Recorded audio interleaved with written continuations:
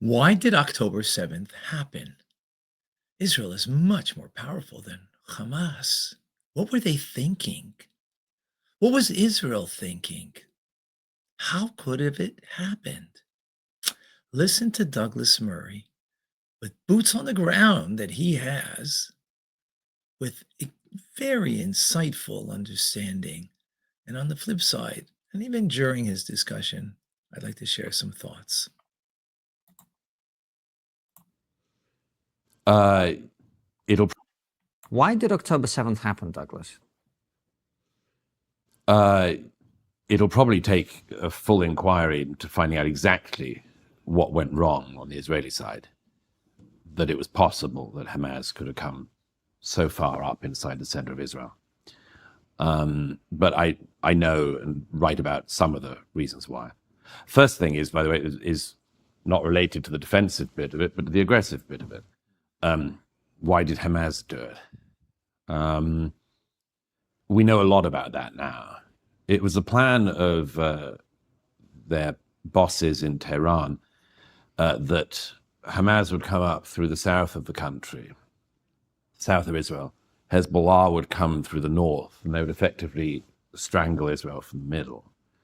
We know that now because of the documents and other things caught in Lebanon from Hezbollah. So that was a plan. Hamas went off a little early, didn't feel that they could communicate with Hezbollah about the exact timing of the attack without it being intercepted. So Hezbollah was slightly surprised.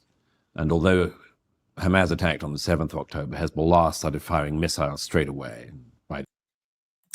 I just have to interrupt on this one. For me, that's an amazing miracle. The Yom Kippur War was a surprise attack. And in a sense, it was a greater miracle than the Six-Day War, where we annihilated the enemies, but to some degree at least. What was great about Yom Kippur?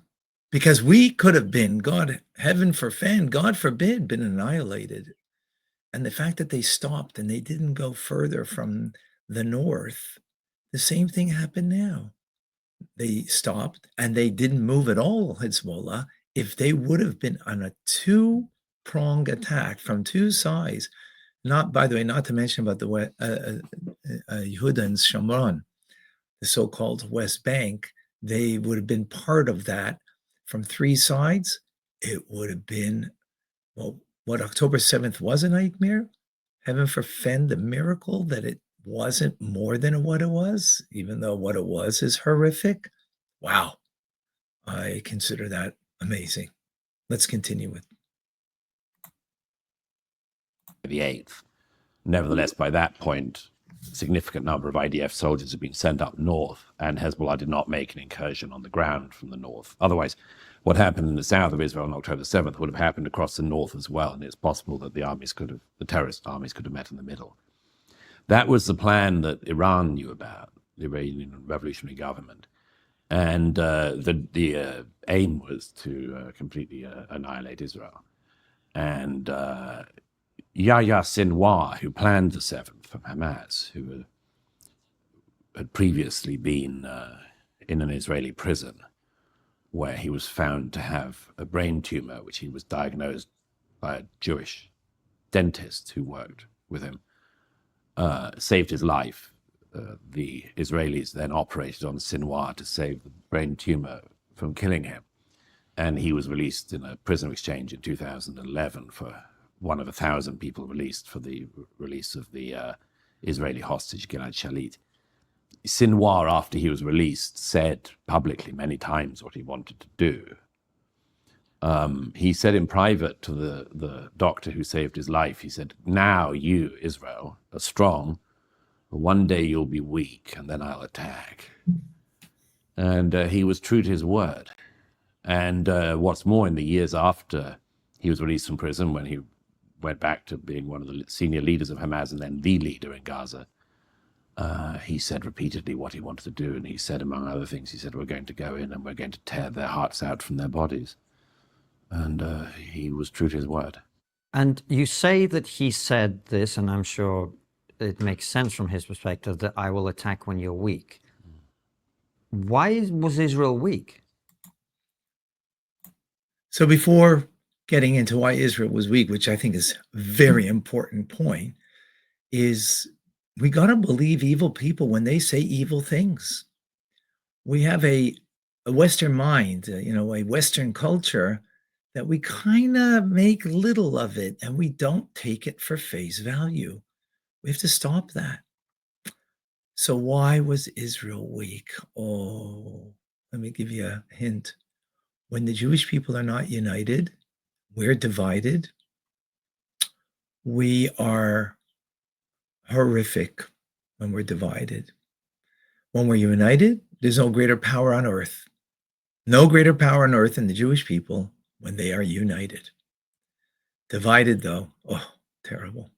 Let's listen in.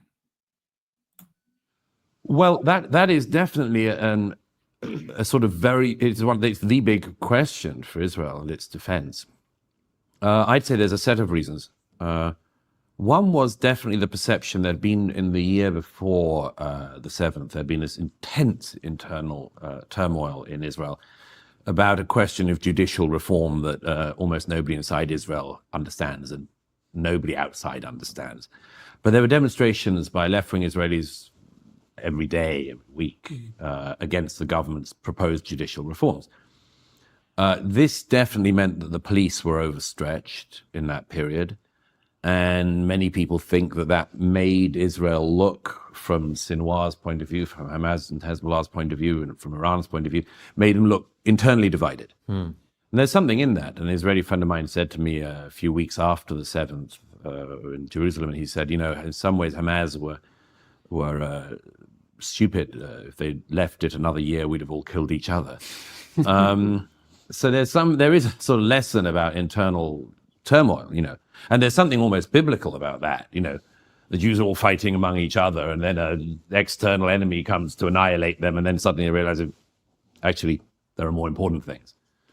There were technical things that went wrong, which is going to take a while to work out. There were intelligence failures. There was what has been called the conception, which was wrong. The conception, I think, among Israeli military and many politicians was that Hamas had got to that point that some terrorist groups get to, where they don't mind just being corrupt and, getting on with their lives. Every head of Hamas was a billionaire by October 2023. Ismail Haniyeh, worth something like 3 or 4 billion, living in Qatar in luxury penthouse apartments. His sons also lived in, and there was a perception that maybe the Hamas leadership were like so many other people in history, like the Soviet leadership and others. At some point, you sort of don't really believe the ideology is just happy being corrupt and relatively rich. That was completely mistaken in the case of Hamas. They really meant it. Sinwar and others, they really meant it. We have a saying that they serve a lie with such truth. Well, the Jewish people are the only people that heard from Mount Sinai, or heard from God as a collective whole of a people. Right? 2.5 million people stood at the foot of Mount Sinai and heard from God the commandments, right? From the 10 commandments. And yet we have the truth, but we don't serve it with such truth. We don't serve it the way they do. They live a lie. They live a death cult. They live that if you don't follow their particular way, and particular way, I mean, even amongst the Muslims, right? The Sunni and the different groups, that, we'll have your head. And they mean it. They do it with full conviction, living and devoted to a lie. Something. And so that's one thing. There were intelligence failures, definitely. Technological failures, certainly. And then a certain amount of luck for Hamas. It's said that they didn't know that the Nova Party was going on in Re'im. So when the paragliders landed on the morning and the trucks of Hamas terrorists came in, they were delighted to find hundreds and hundreds of unarmed young Israelis dancing. Yeah. So, very true things that he is saying. My take home from it is they mean it. They want to destroy. They want from the river to the sea. They do not want to live in unison with the Jewish people in Israel. They want complete control. Furthermore, it's not just Israel. It's the entire globe. They say it. We're not listening. Now, is that all of them? No. It's an extreme group. Maybe it's only 20%, maybe it's only 30%, maybe it's only 40%, but they're in control.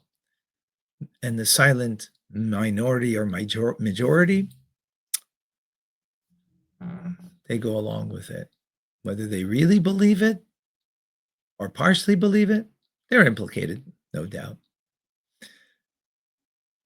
But the real important point for me, and from a Jewish perspective, from the Torah's perspective, is Jewish unity. Jewish people recognize that we are to be a light unto the nations, that we are supposed to live our lives in accordance to God's law in the Torah, that we have a path that we need to follow, and we need to stay true to that. When we stay true to that, many of the ills that we deal with will fall to the wayside. Will fall to the wayside. I really believe that. You live appropriately. Does it guarantee that everything will work out well? No. But Hashem, God in the Torah says clearly, follow my path, you follow my statutes, you follow my way. I'll be a protectorate for you individually and collectively. And you will be a light unto the nations. This has been our past. This is our history. And not only it's our history, it's actually what's happening now. So the lesson to take from it is to unite the Torah mitzvahs and fulfill our God-given mandate to change the world for good, not just for the Jewish people, but for all of humanity. That's what we're here for. Final redemption, changing the world for good.